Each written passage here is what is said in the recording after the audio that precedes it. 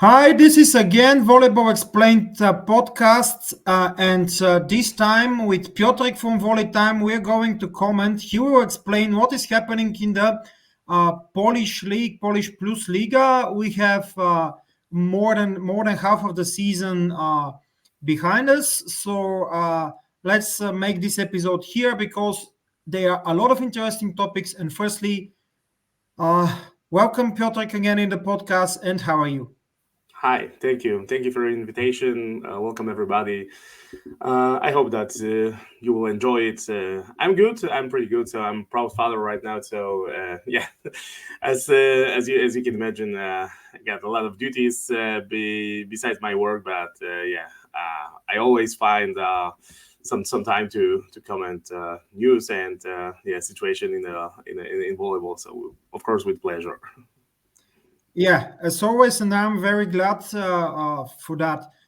Of course, the first topic is the biggest and the hottest potato in Polish volleyball, and this is what is happening with ZAKSA. There are a lot of people asking me, Bulgarians, because they are not that acquainted with what is happening with Poland. What I was able to tell them is that ZAKSA had a lot of injuries. But now the head coach of the team, the former head coach of the team, let's say this, Tomas Samovo is out. So he was fired yesterday, and there will be an interim head coach. But what is happening is only the injury is the problem, or there is also anything else? Yeah, this is. I think this is the question many people ask themselves because, as you mentioned, yeah, there are a lot of injuries in ZAKSA. Today, there's an information popped up that they will probably sign a contract with Mateusz Biernat, so the setter, because two of the setters from ZAKSA, so the second one, the Przemek Sępień, so he had some kind of problems with the backbone, and he needs a surgery. So the guy who replaced him, Radek Gil, is also injured. So as you can imagine, so He's there is. injured also, Yeah, right? so Marcin Janusz had also some kind of problems, and he was injured during a short period of time. But of course, you can't play in Champions League in Plusliga when you play almost every 3 days. So you need the second setter. So they choose to sign Mateusz Biernat. So he will probably join the team. So he has already he wasn't fired from Radom, but so there was a kind of agreement between the club and the player that he will leave the team, and there is, of course, hypothetically, because there is non-official information about it, that he will join ZAKSA till the end of the season. Of course, injuries. This is the main topic, and I would say that Tomas Samovo wouldn't have been fired if he would have had all the players in a good shape, right? But of course, currently. The key player, Oleg Śliwka, is injured, so there was a time that he had just 8 or 9 players in the training ground. So you can imagine, if you want to play and want to win the titles, the medals, you can't play just with 9 players. It's impossible. And I think, of course, this is the main factor, that the results are like they are. So of course they reached the elimination round in Champions League. So the way how they did that was, of course, very, very hard, because in the last game they were 0-2 against Knakel Zalar, but after all they won the game, and they achieved the goal. So they achieved the elimination round. But I think they got also the bad luck because, for example, Daniel Kitigoy or Oleg Śliwka, they had just bad luck during the games, and they broke their fingers. So I think Oleg will be ready in March. For playing, but it's not, of course, official. This is not. This is just hypothetical. So we need to wait for the rehabilitation and for the proper diagnosis from the doctors. They had a lot of problems. When you need to understand that.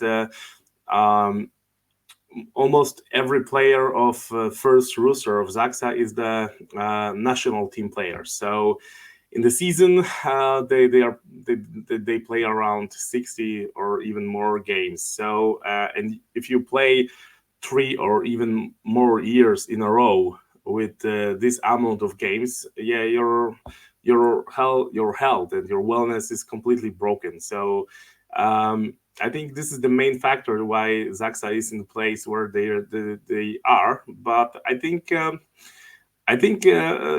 very interesting fact will be, because I'm pretty sure that they will achieve a playoffs in Polish league.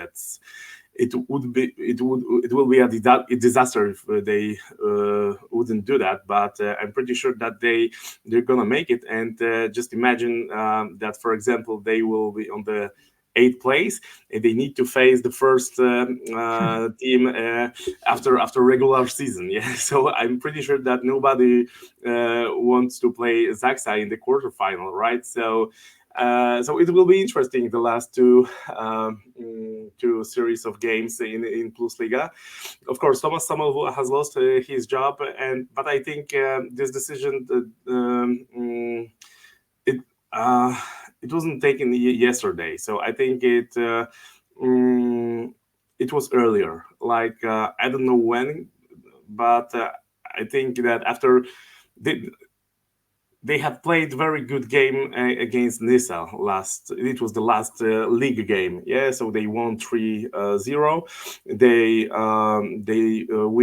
They won against Knack. So the both games were pretty on a good level, and if you win this kind of games, you don't need to fire the head coach, right? So I'm pretty sure that the decision was taken a bit earlier. It's sorry for him, but I don't know the background. Probably there was something deeper in the team. Maybe the relationship between the coach and the players wasn't as good as it was in the last season. I'm not sure. This is just my suggestion. But I think when they will have all the players in a very good shape, first of all, they need to be healthy. I think they will be very dangerous for every team, even in Europe. But of course, they need to defeat Halkbank Ankara in this elimination round, which and it won't be easy, because we know the strength of Turkish team. So I think it's gonna be hard, and they will face Halkbank without Śliwka, who is actually, for me, the best left winger in the world right now. So it's gonna be hard, but it's not impossible to do that. Last question about ZAKSA. Do you think they will look for a permanent coach now, or they will go with Adam Swacin, right? Swacin, as an interim coach until the end of the season, and then they will try to find a permanent coach? Yeah, this is a very good question, and to be honest, I'm not able to answer it, but I think Adam got already the experience. Of course, not as a head coach of the team, but we can't forget that he's the assistant coach by Nikola Grbic in the national team. So he has a lot of experience on the very high level, and if he would have a chance to to be a head coach. I wouldn't be surprised, but knowing the reality, I'm pretty sure that they're gonna hire one of the managers. So there was a kind of rumor because yesterday in Jastrzębie there was a Andrea Gianni as a visitor because he wanted to see or watch or observe the French players. So I think so the people like to connect the dots, right? So when they saw Gianni in Poland, so they suggested already that he's gonna be the head coach of ZAKSA, but there's just a rumor. So people like rumors, like to do that, so like to speak a lot. So I'm not sure we're gonna see that, but I'm pretty sure that they will hire some manager, and but if the decision would be mine, I would say that Adam is the right person to do that, because he knows already the team. He knows the let's say this the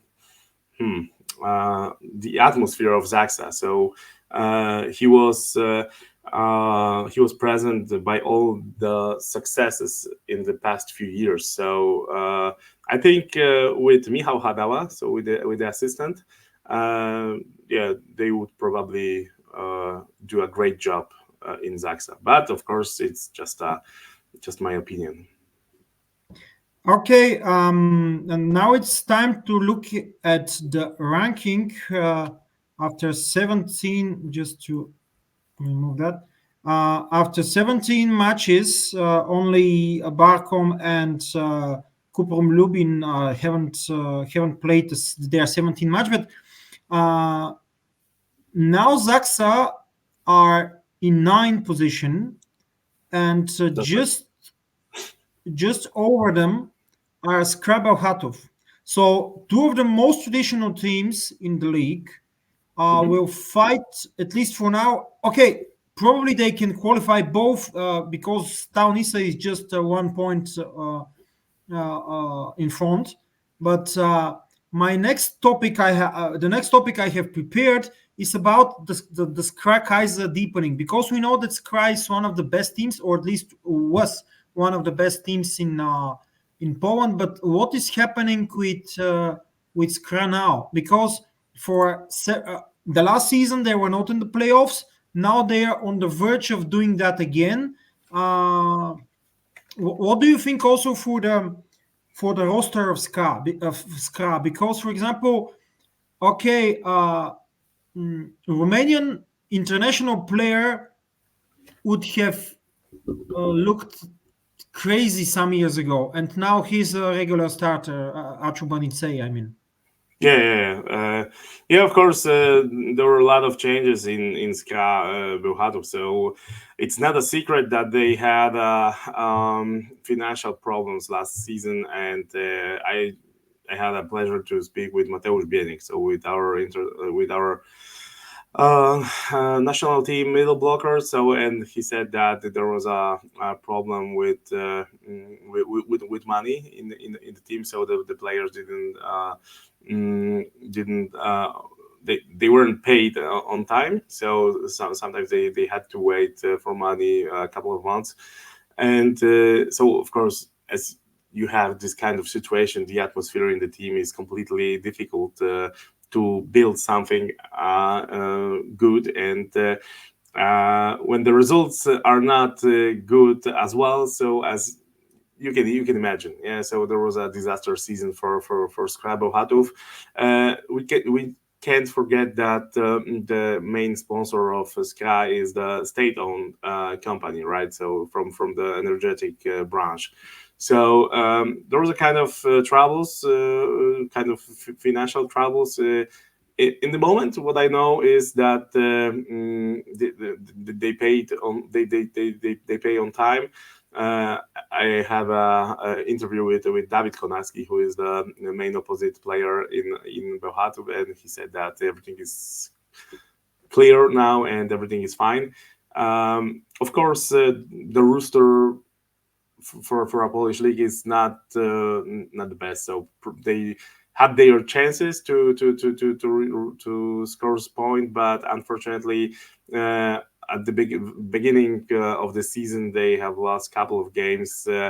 They didn't score, so and yeah, this is the position where they are currently. So this is the eighth position, but it's gonna be hard to reach playoffs. Of course, it's still possible, but what else? Yeah, I think for the first fighting for medals will be very very difficult for them, and I'm not sure that they're gonna do that. I'm pretty sure that they won't make it because there are a lot of different teams. They are better than them. So yeah, so from the last season roster, Grzegorz Łomacz has yeah he has stayed in Bełchatów, but as just yeah take a look in the middle blockers. So you had Mateusz Bieniek and Karol Kłos, so the national team players, and you got currently Bartek Lemański and Mateusz Poręba, who is a very good prospect, but he needs to play. He had some troubles with injuries. Of course, they are still good players, but I don't think they are as good as they're gonna fighting for medals in this season. But as this is sport, you know, till the ball is in the game, you can win or yeah you can lose, right? But yeah, based on that what I saw and based on the results they achieved till now, it will be very hard for them. Yeah, so. As I mentioned, yeah, the financial problems they broke the team, and currently they started from the maybe not a limited budget, but the budget was yeah of course smaller than in the last year, so they need to start from the from the different level, and I think yeah you know SKRA Bełchatów is a kind of mark of Plusliga, right? So this is the very famous team, and many players want to play for them. So I think in the next years they will be very dangerous. Probably this season is just a kind of let's say maybe temporary rebuilding or something like that, and yeah, we're gonna see what the future brings to us. Okay, let's look at the table again because we're going to talk now about the favorites, or at least you are going to talk about the favorites in the league. We have Jastrzębie Węgiel with first with 45, Zawiercie, Warszawa, and Rzeszów. So what do you think in that regard? Because okay, we know how tough Jastrzębie are, but now we have Zawiercie, very sympathetic for me, at least a team that doesn't have the resources that much, or at least doesn't have them, especially in the past. And now they are having a better team season after season after season. They are getting into top four, and do you believe also they can fight also for the title? And also tell me something about Projekt Warszawa, because they are doing a very good also. Mm-hmm. Yeah, of course. Yeah, Jastrzębski Węgiel currently is the first in the league, and they, you know, they didn't suffer for injuries, right? So the main players were always available for coach, for the head coach Marcelo Mendes. So they had a great opportunity to play against everybody in their strongest roster, right? So this is actually their biggest strength. Yeah, okay, maybe an exception. There was a Super Cup in Krakow, and Norbert Huber was injured, and he had a couple of days break because he had felt some kind of pain in the leg. But after all, he was available. Currently, he's the best middle blocker in the league. So I would say that without no doubt. So yeah, so Jastrzębski has shown very good quality. Yeah, they got a great they got a great team. There's a Bentonuti, Fornal. So Rafał Szymura plays very good. So Jean Patry. So as you can imagine, so they got a very big quality on the court. So there is a very experienced Yuri Gładyr. The second middle blocker is Huber, which I mentioned already. So the best middle blocker in the league. Kuba Popiwczak, so the Polish national. So you got a complete team here. So of course, the big sadness is that they will face Piacenza in Champions League, because one of the favorites to the medal will end its journey on the quarterfinal. But Jastrzębski is a complete team, and to beat them, you need to play on 120% of your skills. The second team is Zawiercie. So Zawiercie is very interesting team, because they, I'm in my opinion, they didn't show all the potential they have in the team. So when you just see on the roster, right? So you got Luke Perry as a libero player. So the best libero player last season in Plusliga. Bartosz Kwolek, Polish international. Trevor Klevno, Olympic champion. Miguel Tavares he's the so much quality setter. It's unbelievable. I'm really big fan of him. And as a middle, Mateusz Bieniek, one of the greatest middle blockers in the world. Second middle blocker is Miłosz Zniszczał, so very experienced player with huge experience in Plusliga. And as opposite, Karol Butryn, the Polish international. So they don't have so many weaknesses, right? So it's very hard to break them, because on the left wing, for example. Mm-hmm. And they beat Milano in the CEF Cup 2 times 3-0, which is also fantastic, because Milano is one of the best Italian teams. Yeah. So it was kind of sign for the opponents that they are good. They are really good, and I'm pretty sure they are facing they will face SKRA Sofia Rzeszów in quarterfinal of CEF Cup. So, and I'm pretty sure that the winner from this par is gonna win the CEF Cup. I'm almost sure. So the quality, and they had a lot of potential in offensive. So it's just not just a strength like Karol Butryn, because he's the guy who is very strong, very tough guy, and he beats the serves like 120 just like that.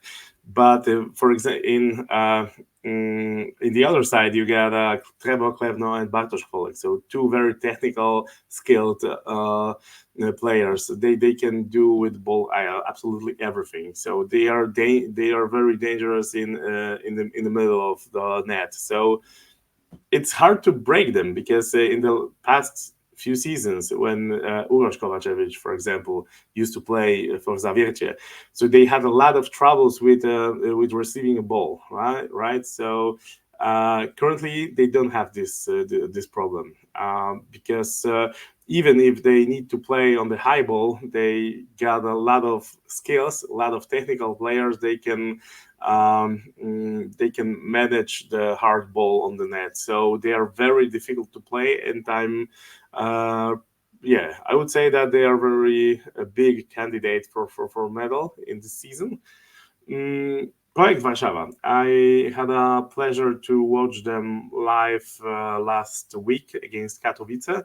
They won 3-0. Of course, Katowice is on the other side of the stage, right? So it wasn't a surprise, but what I saw was also a complete team. It's very very well-rounded team. Like you also have Artur Szalpuk, Polish international, Andre, the fun fact is that they got currently signed 6 middle blockers because Piotr Nowakowski and Srečko Lisinac, they are injured, and probably it's not 100% information, but they probably won't play till the end of the season. But still, you got Andrzej Wrona, the ex-Polish national player.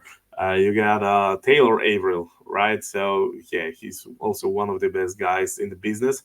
Who else? Yuri Semeniuk. So this is a very big surprise for me, but he plays on a very high level, and even in the last season, he had a lot of problems with balls. It was.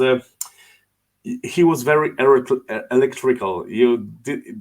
When there was a kind of situational ball, like there was a kind of mess on the court. I just watched him, and I was like, hey, he didn't know what to do. But currently, he's on the very, very high level, and he plays almost every game. So that means something.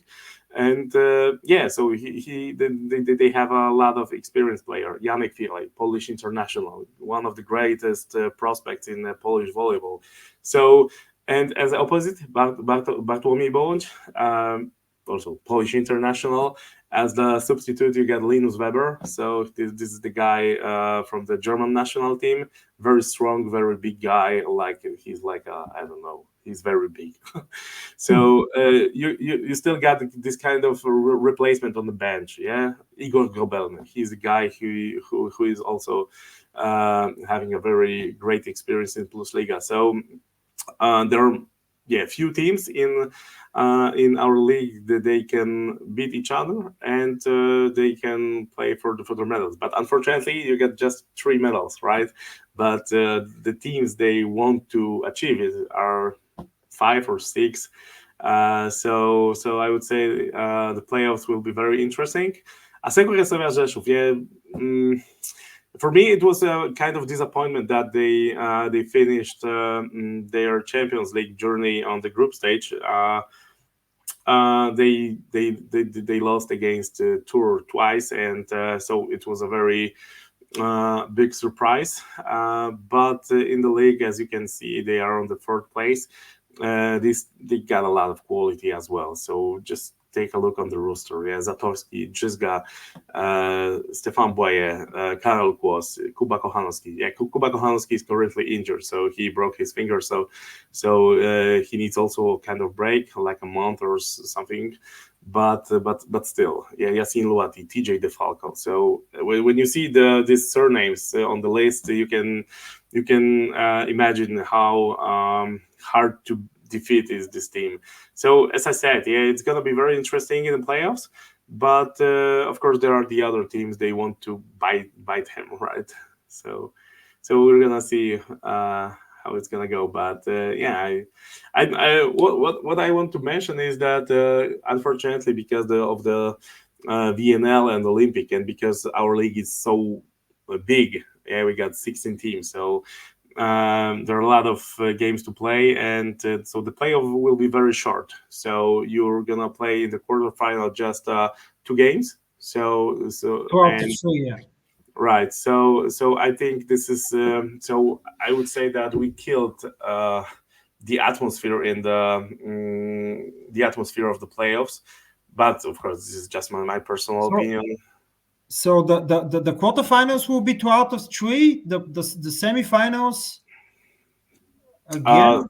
The quarterfinal and I think and the semifinals will be just 2 games, and in the finals you need to play till the second win. So I think this is it. 2 games? You mean 2 games? You play home and you play and that's all. It's that's very strange. I thought it was 2 out of 3. So no. Very short format. It's very short. Even in Bulgaria, we have 2 out of 3 in the quarterfinals, then 3 out of 5 in the semis, and in the you play just 2 games. It's like elimination round in the Champions League. You play 1 game at home, and the second game you play away. And when you win 3-2, you receive kind of point. And when you win 3-0 or 3-1, you achieve 3 points. So it's gonna be like in the Champions League, but as I said, Yeah. it's very short. So I think we killed a bit the playoffs in Polish league, and I'm not the biggest fan of that. So I can't wait to shorten the league in the season 25-26. Okay, let's talk about that, and then we'll come back also for another topic in terms of the league Sure. of the table. That was something that bothered me a lot. I mean, 16 teams in volleyball, even in Poland, where let's say that the state is supporting clubs and volleyball as a whole a lot through either directly or through companies, through state-owned companies. But 16 teams are actually too much. It's too much, and also there is a Ukrainian team there, Barkonvov. Yes. What do you think about this decision, and is this decision actually delayed? You mean decision about No, Barcom in the Polish league? No, not about Barcom. I would say let's focus on the number of the teams, not about Okay. the Ukrainian league, because this the Ukrainian team, because this is a little bit too much political. But the problem with 16 teams are too much. I believe too many. I believe that we commented on that before, Yes. but probably too delayed to reduce them. Yeah, I'm the fan of that because for me, 16 teams in the league is just too many. It's like I'm very big fan of volleyball. The people who know me, they know that I live with volleyball. It's like a parallel life. I got my private life, and there's a volleyball life. When I'm saying that I'm tired of that. I'm tired of that league. It's something wrong already because even the biggest fans of volleyball on Twitter everywhere with whom I speak, it's like there are too many. For example, you get the first series of the game. Yeah, we are starting on Friday. We are finish on, let's say, Monday, and on Tuesday we're gonna start the second series of the game. So it's you don't have even time for kind of overview Thinking or about it, thinking about the volleyball. You don't have time what happens? to discuss about it, because for example, I've made a lot of interviews with the guys. Yeah, for example, and I've made for example an interview on Tuesday and on Wednesday when I upload the video and the interview was released. Some of the information wasn't valid anymore. Yeah.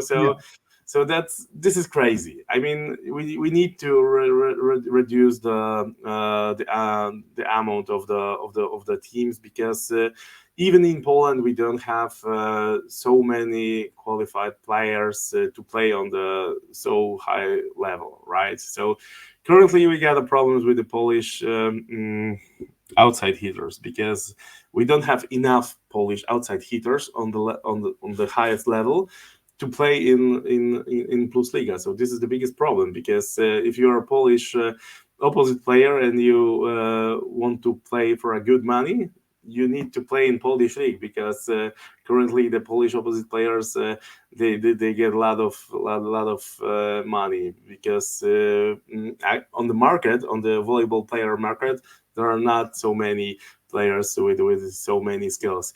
So this is the first thing. So I'm glad that we're gonna reduce this amount of the teams, but the very sad information is that we didn't do that before the Olympics because this is another topic. The players they do play international games.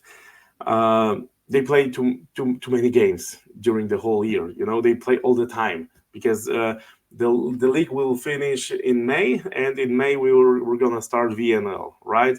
So the national team season ends when? In September, and in November you need to start another season of the league.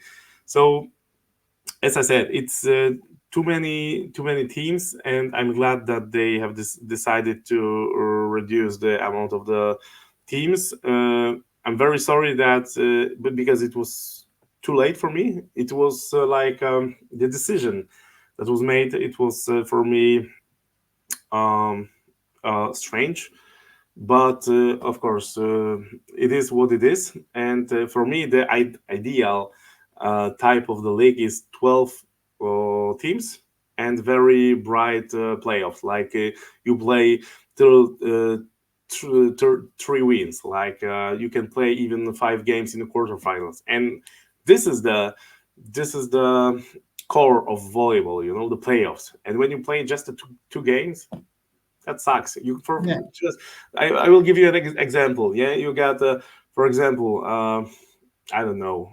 Let's imagine. Yeah, Project Warszawa will face SKRA Rzeszów in quarterfinal, and uh, there's an accident. 2 or 3 players of Rzeszów are injured in this phase. Yeah, 3 players from the main roster. They need to replace them, the players from the bench. Yeah, of course, they are not so many. They don't have as much quality as the main roster, and they need to play the most important games in the season without their best players. And you got just you can lose the whole season in 1 week. So this is it.